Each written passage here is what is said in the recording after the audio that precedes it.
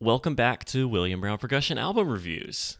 Today we're going to be diving into the world of video game music with a 2023 album, Digital Dances, from Dr. Marco Schirripa. I've adapted a few pieces from video games to marimba.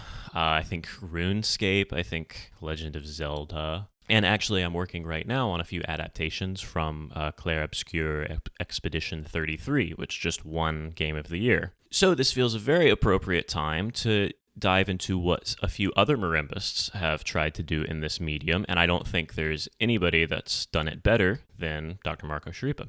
He's actually got two projects really happening. This Digital Dances album, and I'll read the description of it quickly from his website. My debut solo album showcases the evolution of my compositions and my heavy influence of video game music. The tracks are ordered not only such that the album is balanced and flows well, but also in the chronological order I composed them. I hope the listener can hear the way my voice has changed over time when listening to the tracks in order. And you can see all sorts of program notes on the Digital Dances album, every single piece and inspiration that went into them. I will link that below. And of course, my feedback will just be on how they came across to me. So this was a 2023 album, and actually, if you just saw in the Percussive Notes magazine, he's also organizing the Pixel Masterworks project, which is a group of pieces he's commissioned based on video game themes. And so we will be watching for this whole project to be recorded and come out so that we can review Pixel Masterworks. And that's why, of course, we needed to start with this album, Digital Dances. Let's go ahead and jump right in with the title track, Digital Dances, which is played with the Heartland Marimba Quartet, about an 8-minute piece. So, if not for the name, I might mistake this main theme for some sort of Spanish guitar form, maybe a tango or a fandango. However, there's still scenes aplenty throughout the piece with the kind of modal and whole tone crunchiness that we can probably expect from video game music. Interesting mallets and mixing here. The quartet sounds good. It has kind of a rubbery compression to it that sounds very appropriate for feasibly being, compressed onto a game cartridge. This piece would serve well as an opener, closer, or encore with a very catchy main theme and a lot of fireworks throughout. This piece was written in 2010, influenced by Mega Man and Dance Dance Revolution. And now we move on to our first little collection, which is Music for a Child's Adventure from 2012. We've got a prelude and dance, reflection, and finale. Children's cartoons like Rugrats heavily influence the concept of the work, while the musical elements are inspired by fantasy video games, most notably Final Fantasy Crystal Chronicles. So the prelude and dance is a contemplative chorale followed by an innocent dance, flowing from the high register and then developing more action and conflict with repeated notes and kind of modally modulating arpeggios. Early on in this album, I'm finding myself wanting words for all the tropes that we're used to hearing in video game music and beyond, actually, that Schirripa uses here. I mean, that is what the I don't know if you're familiar with the topic theory branch of music theory and analysis. That's what that was designed to do. So my question for the wider audience is, do you know of topic theorists that have compiled video game tropes? You know what I'm talking about. Instead of saying, oh, this is Sturm und Drang, or this is pastoral, this is a hunting theme, I say, oh, this is an ice level, this is a water level theme, this is a desert theme. And, in the shorthand of video games, you know what type of music is going to be in there. Anyways, for the prelude and dance, there's a phenomenal intrigue of character here, and just some impressive accuracy throughout this movement. Very well played. The reflection, a reflective chorale. It is lovely. I enjoy chorales quite a bit on marimba. Some people find them boring, and I do feel that there should maybe be a bit of specificity or a unique motif within the chorale, just to help it stand out and not just sound like, again, I'll talk about topics, topic marimba chorale. But then again, I like topic marimba chorales, so for me, it's okay.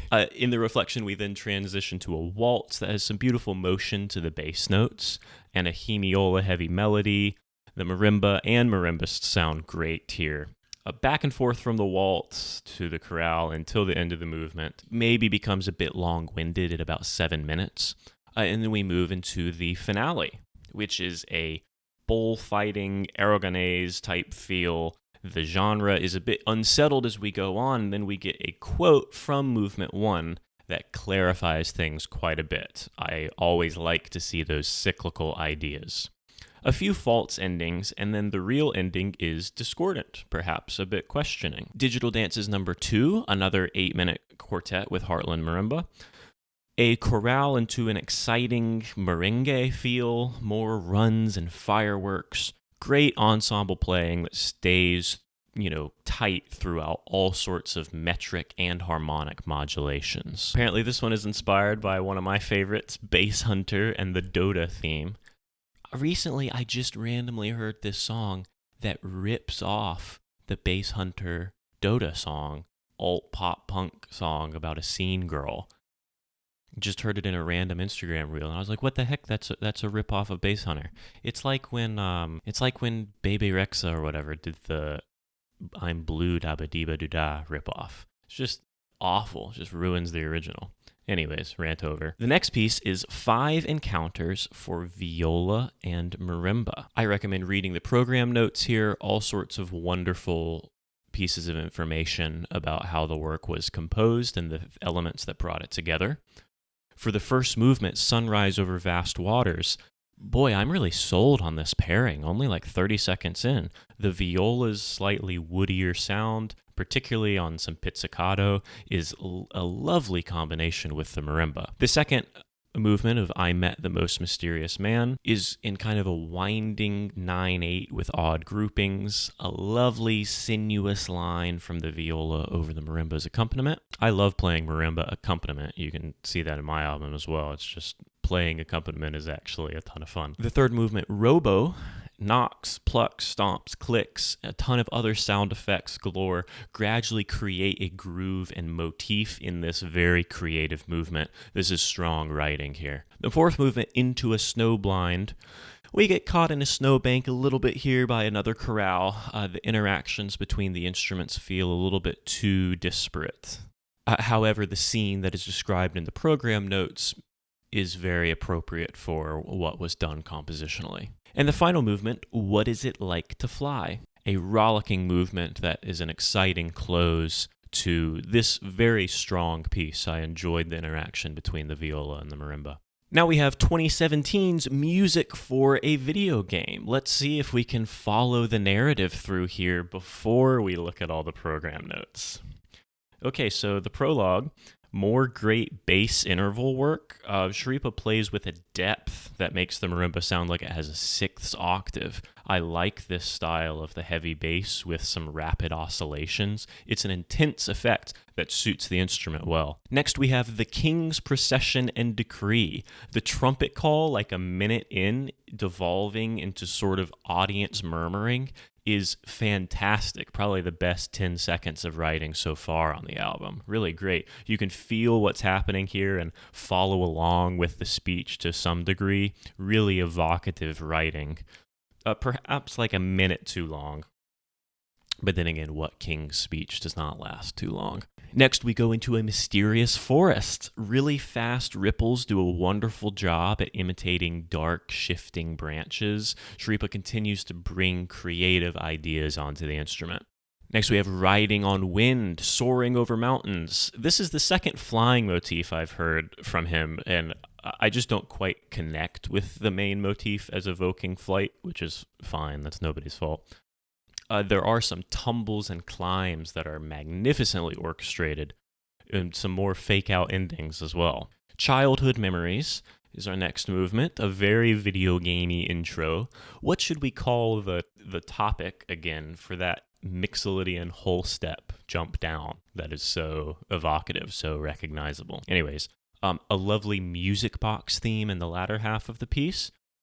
Music boxes should definitely be a topic. You can always tell when something is sounding like a music box. A 5-minute movement, perhaps, again, just a little bit long. Then we have The Face of Evil, a foreboding theme in the high register that promises to descend deeper and darker, and it does, developing a main motif that is perhaps a little bit like Bartók Makrokosmos. We get a theme higher up that seems to be reminiscent of the king's speech. Was he the source of that evil? I don't know. The evil is triumphantly defeated, but a flicker of worry remains, very dramatic and on brand for the suite. Well written. Epilogue. Lovely to return to peaceful pastures after the adventure with another chorale. I enjoyed spending time with another chorale. At 2 minutes, Schirripa gets a legitimately huge sound out of the instrument. Really remarkable. I might need to transcribe that and see what's happening. Well, although the piece is also published. Props to the production as well for capturing the instrument's sound so nicely. A really great sound there. At about 2 minutes into the epilogue, just huge. So music for a video game, a lovely narrative there. A few parts of it really came together that I enjoyed quite a bit. Digital Dances number 3 is our final piece on the album. At this point, they're kind of familiar textures and runs, played quite well. I'm not sure what this movement says that is different from the other movements of Digital Dances. The section after 3 minutes does develop some intriguing fresh material before a recap. So overall, none of the 3 digital dances made a very strong impression on me.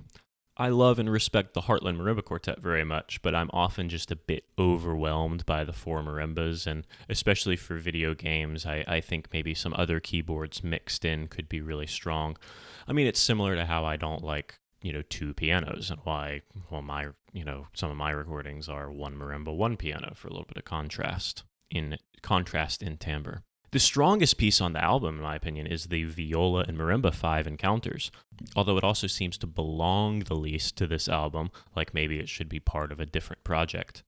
This is a group of pieces that are obviously composed by an experienced marimbist and an experienced gamer, bringing a lot of maturity and diversity to the breadth and scope of the games and soundtracks referenced, as well as the marimba techniques implemented. And so congratulations for all that.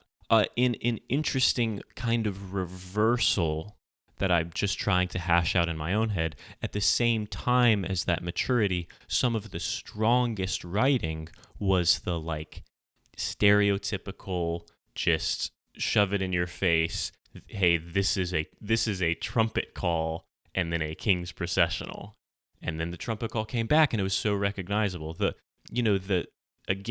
topics that were so recognizable, it really drew you in. So I don't want my comment to be that, maybe it should be more stereotypical. I think it's just something to think about in the writing, about how easily can the concepts and topics you're covering be related to an audience. Looking back through my comments, I see a lot of notes about length. And on one hand, I am worried that my brain is just completely dopamine fried and I have no attention span. On the other hand, the album does clock in at 74 minutes, and as my shot in the dark rule of thumb, I'd say marimba often overstays its welcome past about 50 minutes. I think these two things are related, as far as the above comment about timbre. The viola was a wonderful timbre to bring in, so perhaps some more diverse collaboration can work in tandem to kind of increase runtime and increase variety. A lot of creative techniques, wonderful narrative, and pristine playing, so congratulations. I think I'd like to see more projects like this one, and I'll be looking for recordings from the Pixel Masterworks projects in the future. 7 out of 10. What video game music have you played? What video game music do you want to see adapted for marimba? Let me know in the comments.